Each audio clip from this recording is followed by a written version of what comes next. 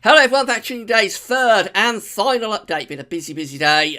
Today we are counting down to this very cold spell of weather that's setting up over weekend and particularly into next week. So we're looking at some appreciably cold conditions. Not sure exactly how cold it's going to get. It certainly is going to be pretty potent though, I think. So unusually cold.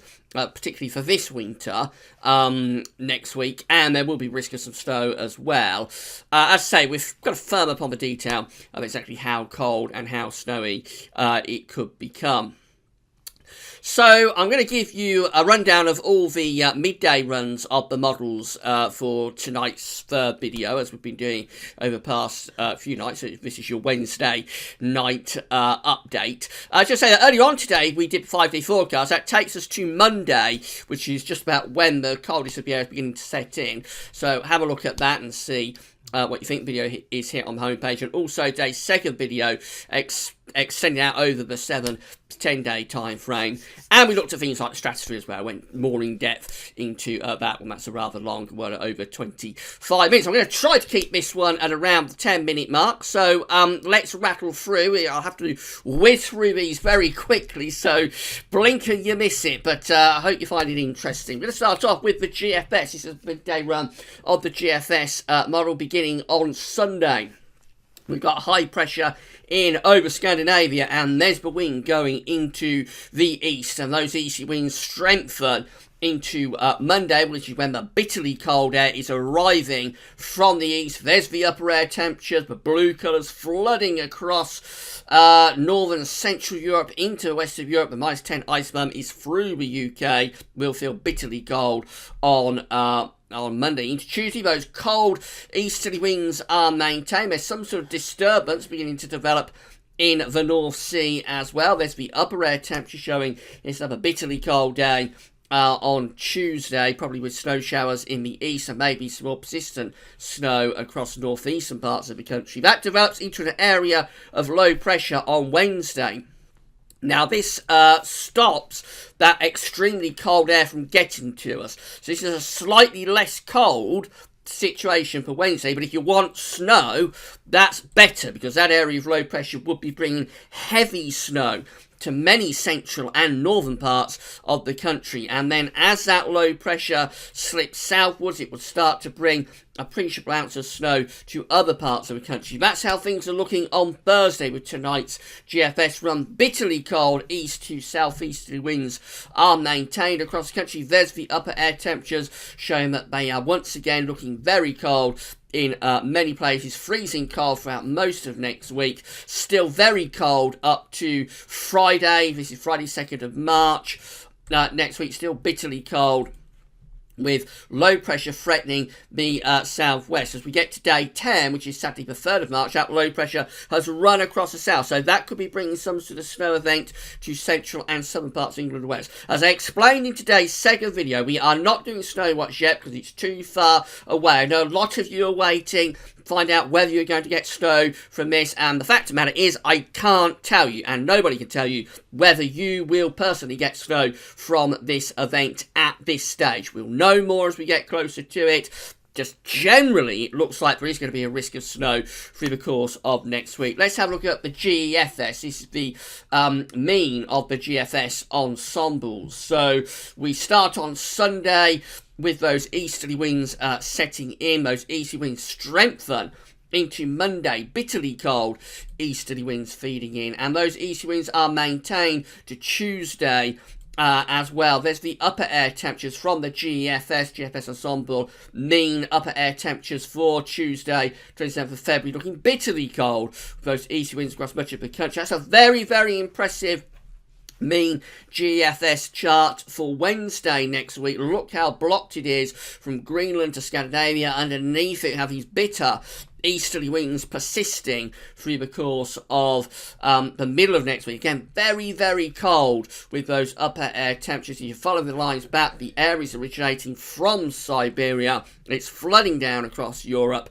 So it remains with the GFS ensemble mean, remains very, very cold even into second half of next week. This is Thursday, the 1st of March. Again, bitter cold easterlies are maintained. That's a really, really blocked, very impressively blocked chart that we see there from the GFS.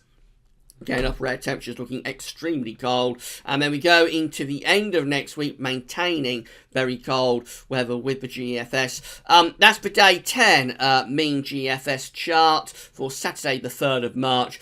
And essentially, it's still cold and blocked. As we're getting further on, of course, the ensemble members will be starting to play with other ideas. So you'd expect as you get further on, you begin to lose the strength of the signal. But that's the day 10 chart, and it is still solidly blocked to our north. Still has low pressure to the south, and generally we're still in quite a cold easterly flow. There's the mean upper air temperature chart for day 10, and it still essentially is looking really cold. These are the GFS ensembles, and we can see that again we are very much dipping down to between -10, -15 at 850 HPA. That's a 30-year temperature average, so a big plunge is taking place there with the GFS ensembles. Hardly surprising when we see the GFS ensemble means.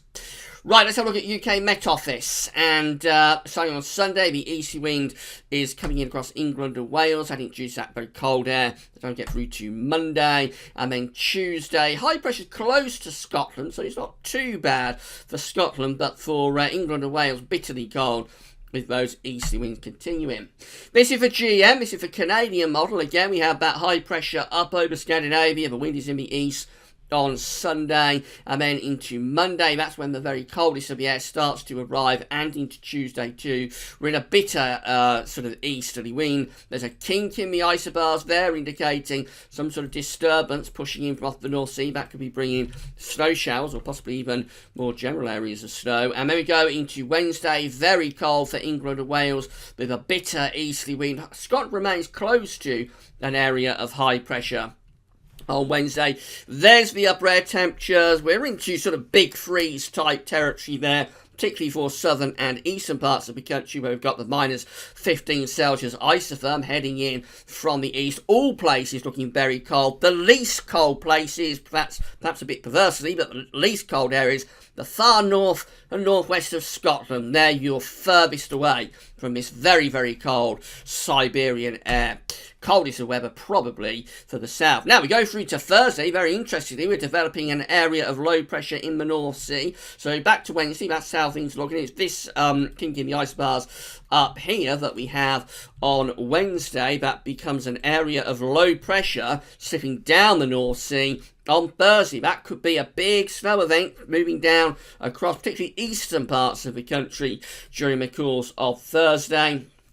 By Friday, that low pressure is slipping to our south. We're maintaining winds from a northerly northeasterly direction with high pressure blocking things out over Greenland. That's how we go up to day 10. And we still essentially look really cold. We've got high pressure continuing to block over Greenland. The jet streams down there way to our south. And we are continuing with those northerly winds. Probably not quite as cold as the EC that we start off with next week. But even so, still looking really quite cold indeed as we get through to day 10. And then finally, the ECMWF. This has been updating as I've been speaking. Hopefully we'll be able to get all charts up to day 10 in with this one. So we start on Sunday again. That's when we're introducing that brisk easterly wind, and that wind gets colder as we go through into Monday. Bitterly cold air flooding in, particularly across England and Wales on Monday with those easterly winds. There's the upper air temperatures for Monday.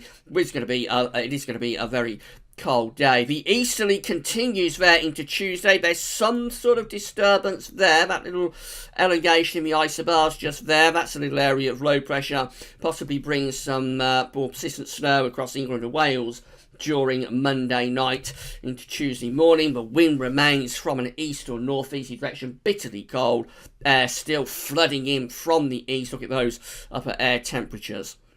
We go through to Wednesday, again very cold, especially for England and Wales with the easterly wind continuing. There's the upper air temperatures for -15 Celsius isotherm is getting perilously close to the south and to the southeast on another very cold day on Wednesday next week. And then, look at this, we've got that little area of low pressure developing to the east of us on Thursday, beginning to move into the North Sea. That's coming into the cold air. It's got cold air associated with it too. So that could well be a snow event on Thursday, particularly for eastern parts of the country. Let's just show you the final couple of charts. So we get this area of low pressure sitting over the country by Friday. That looks like it could be a real snowmaker.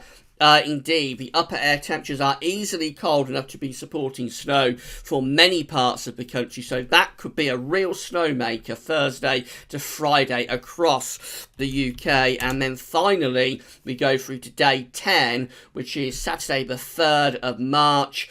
And the low pressure then, it's across to the southwest, to Ireland and southwestern parts of England. We still look really quite blocked, and I suspect we're still really quite cold up to this point. There's the upper air temperatures showing that, if anything, we're starting to pull those very cold upper air temperatures back in from the east again. That's a very, very snowy scenario there from the ECMWF from Thursday to Friday to Saturday. That will be bringing a lot of snow across the country, and it would remain freezing cold. In fact, it would become colder, actually, as that low pressure begins to exit down towards Ireland and southwestern England. So it's still looking very, very interesting, miss. We're in for some very cold weather. We can expect the coldest of the air to arrive on Monday, and that lasts through to Tuesday and Wednesday.